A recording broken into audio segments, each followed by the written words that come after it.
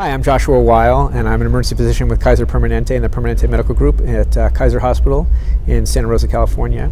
And the situation on October 8th and 9th, for me, started as a fairly routine shift in the emergency department where I work. I was on the overnight shift.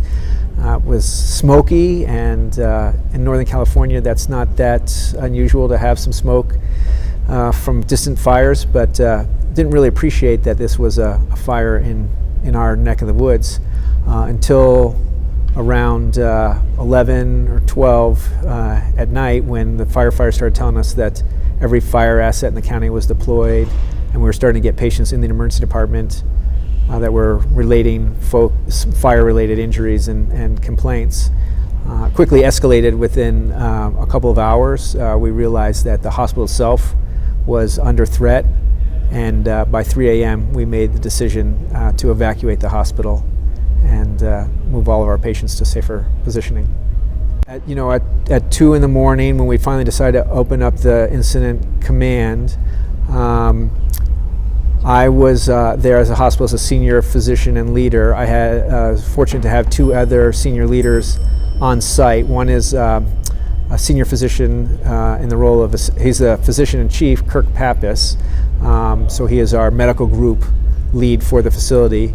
I also had Judy Coffey present, and Judy is the area manager and senior vice president for operations in Marin-Sonoma. So she's responsibility on the health plan side for two hospitals, Kaiser San Rafael and Kaiser Santa Rosa. We had house supervisor, of course. They have a leadership role in the hospital, and then other physicians and nurses were coming in.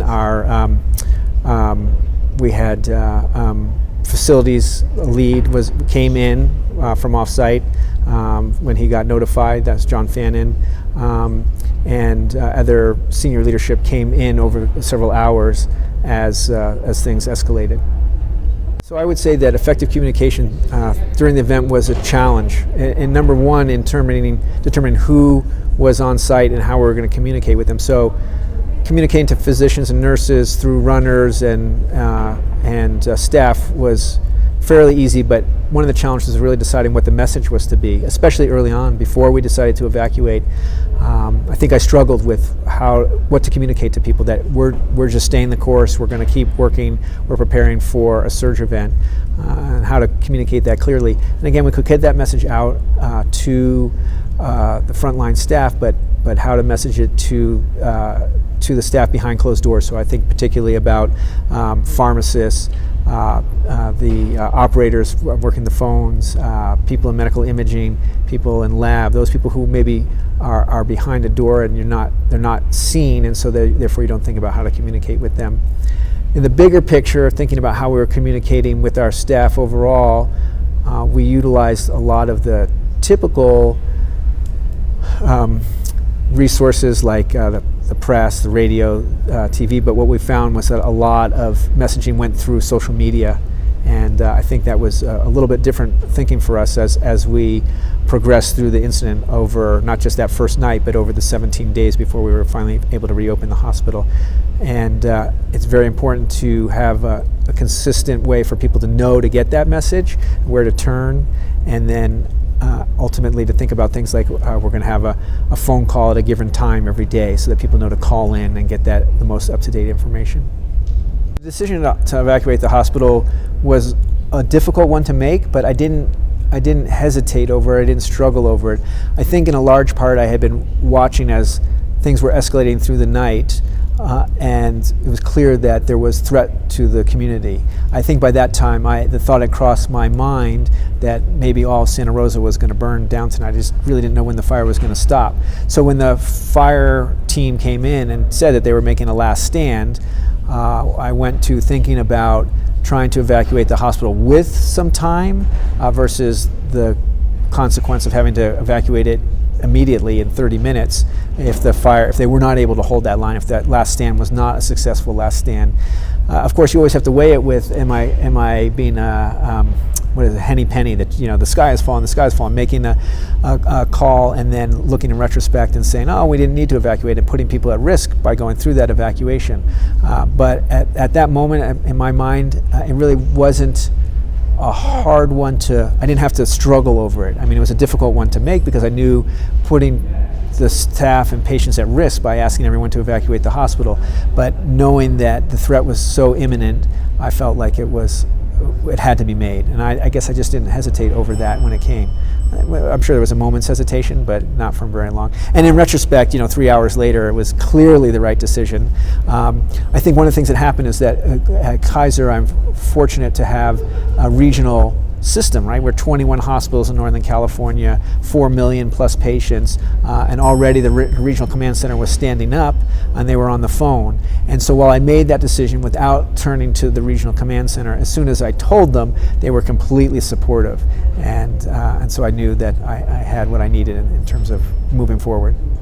One of the challenges after the event was to figure out how we were going to take care of 170,000 plus patients in Sonoma County, Santa Rosa, who depend on the Kaiser Hospital and the Kaiser Health system, to clinics and pharmacies and such to get their care.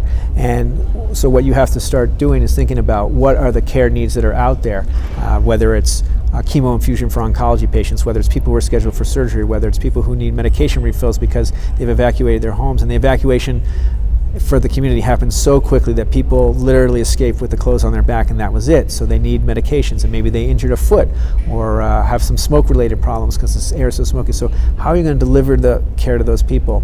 And we're fortunate, and I think in any healthcare system, that the people who work in that system want to be present and want to be helping in that situation. So you have to start, as in any disaster, as saying, what are my needs? What are the needs for the patients?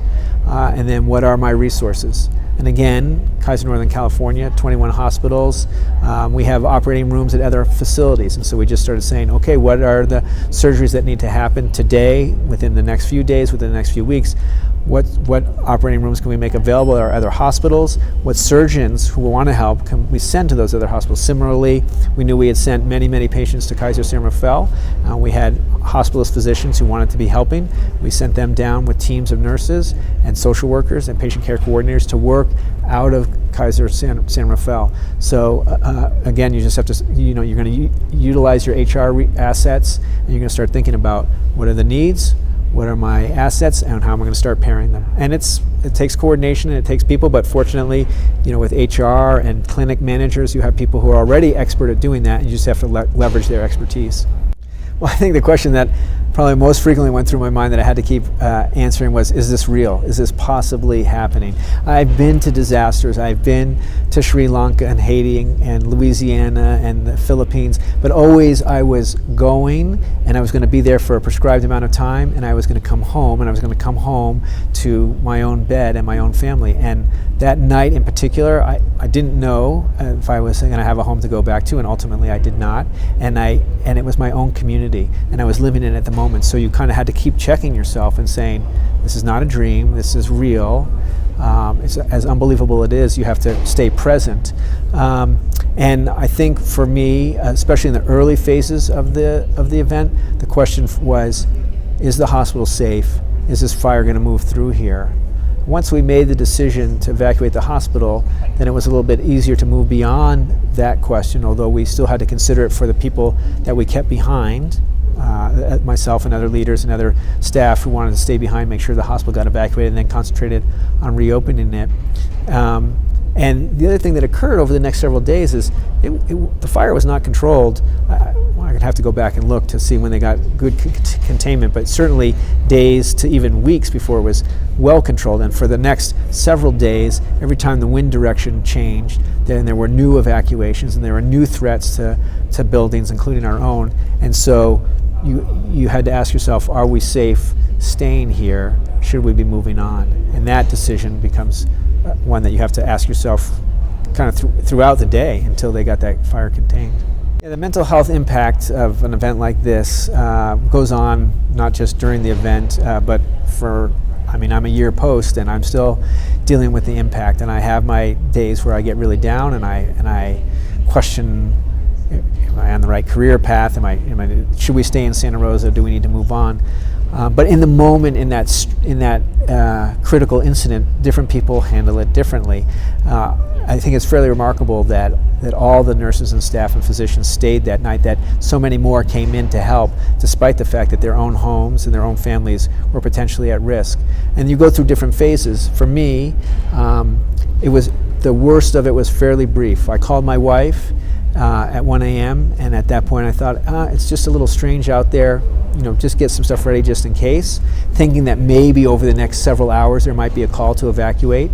To 15 minutes later, getting this frantic phone call from my neighbor telling me to get out, not realizing that I was not at home, and then trying to call my wife and hearing my daughter screaming over the phone and not knowing exactly what was happening in that 30 to 60 seconds. So then knowing that my wife and daughter were at least out of the house and down the hill and for the moment safe, to when they arrived at the hospital, because that's where I told them to come, because I knew at least then they would be with me and I knew they were safe. That whole span of time was, from the time I first called her to when they were in the hospital, was 30 minutes. And so that was a particularly high stress time, and it was difficult for me to concentrate. But once I knew they were there and they were safe, then my personal functioning is to just, move forward and take on the next task and concentrate on the task. I think what's challenging from a mental health perspective is that so many people in healthcare do focus on others, focus on the task in front of them without giving room for their own mental health needs. The fact that we recognize that we put a team of psychiatrists and psychologists specifically on the incident command and said it's mandatory that you spend some time debriefing. It gives people that room to explore where they are, to reach down and find out, okay, I am hurting right now. There is loss that I'm suffering. You're not going to handle it entirely in that 15 minutes, but at least you give some room for it, or 15 minutes or 30 minutes, you give space to start on that process. And I think that was critically important to maintain the health, physical health, psychological health of our team, to give them that room, to make it mandatory, and to make sure that they move forward with that. And then it's been a big part of the process afterwards is to have ongoing room for that. So we have fire survivor groups. We frequently have groups that we get together. We have resources in terms of mental health, in terms of helping people figure out what they have to do to rebuild, figure out what resources they need to deal with insurance companies. So all those things, just giving people time off. So our system, HR made it possible for people to donate vacation time so that those of us who needed that extra time could have that time. And our organization supported people with grants and with loans to help them get back up on their feet. So all that stuff was put in place within days, maybe within 48 hours, literally helping people find housing, right? We had 210 plus nurses, staff, physicians, and their families homeless, without clothes, without belongings. So how are you going to get those people housed in a comfortable place? And it starts off with, I've got an extra couch. And then it goes to, I've got an extra room. And then within a couple days, people who are offering their homes and long-term rentals and kind of coordinating that. And that's how you move a community forward. When you are dealing with these kinds of events and you're thinking about what your resources are, those resource needs are going to include not just physicians and nurses, but people from sterile processing, people from EVS, mental health workers, medical assistants, all those people are going to be needed. And I mentioned that at San Rafael, one of our sister hospitals where the bulk of our patients went, we sent not only physicians and nurses, but also patient care coordinators and social workers, those people who are going to help with discharge planning and the needs of the patients after they leave the hospital. So those people went along with the physicians and nurses of those hospitals. And likewise, we were setting up the clinics in outside buildings. Absolutely, we need you need receptionists, and you need medical assistants, and you need pharmacy people, and all those people raised their hands right away and said, "We're here to help, and we want to be part of the recovery." Yeah, that's a hard question. What do I wish I would have known ahead of time? I think, I certainly think that I wish we had drilled evacuation a little bit more than we have. I've been at Kaiser Santa Rosa Hospital for 20 years, and we drill earthquake, and we drill surge events, and the bus crash with 40 patients. But it's really very rare that we drill evacuation. And when we do, the reality scale goes down. We use a paper patient or two to take them down an evacuation stair chair. Since this event, we have done much more rigorous evacuation drills. We've used more equipment. We've actually put people in them. We've worked people through, and we're getting better participation, because there's nothing like a disaster to make people realize that this really could happen and that they need to pay a little bit more attention and be part of the planning. And so that's what I wish we had done more before, which we're certainly doing now. And then the other thing I think is just, I think it's common in our brains to think that this couldn't possibly happen. And so when I think back on that night, and as things rolled out, it was clear that there was something going on, but it took me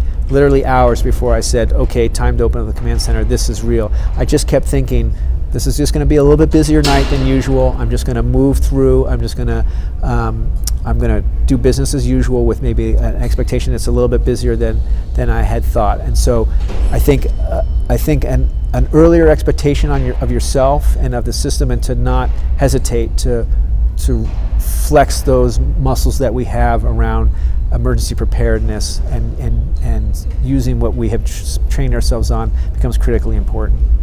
Right, and certainly in the days that followed, when we set up daycare, so we used parts of the building that were still safe to set up daycare and offer that to our staff members, so that if they had, because the other thing that was happening, of course, is the schools were closed. So now you have staff that have family, young kids that need to be cared for, and so how are you going to give them the ability to come in and participate in the recovery? They have to know that their own kids are taken care of, and so that was definitely part of our recovery process.